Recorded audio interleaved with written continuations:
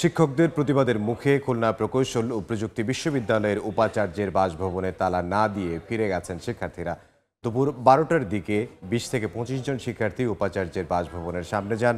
এ সময় তারা হ্যান্ড মাইকে উপাচার্যের বাসভবনে যারা রয়েছেন তাদের 5 মিনিটের মধ্যে বেরিয়ে বাসা খালি করে দেওয়ার আহ্বান জানান। ভেতরে তখন উপাচার্যের শিক্ষকদের নিয়ে বৈঠক করছিলেন।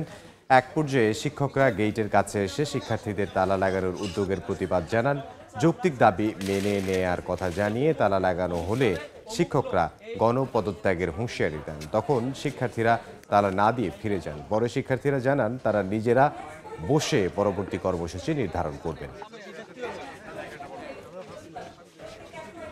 যেহেতু আমরা ভিসিকে বর্জন করেছিলাম, তো ভিসি বাসভবনে থাকার অধিকার তার নেই। কিন্তু গতকাল আমরা রাত 11টার সময় জানতে পারি যে উনি তালা ভেঙে যে ভিতরে প্রবেশ করেছেন। আমরা আমাদের ছাত্রদেরকে ক্যাম্পাসে ফিরালে কীভাবে তাদের নিরাপত্তা দিতে পারবো, আমাদের কি করণীয় আছে, আমরা যখন সেই জিনিসগুলো নিয়ে ভাবছি তখন গুটি কয়েক ছেলে পেলে সেই পরিবেশটাকে আবার অশান্ত করার চেষ্টা করছে। এগিয়ে নিয়ে যেতে যে মানুষের ভুল ত্রুটি হয় না এটা তা নয়।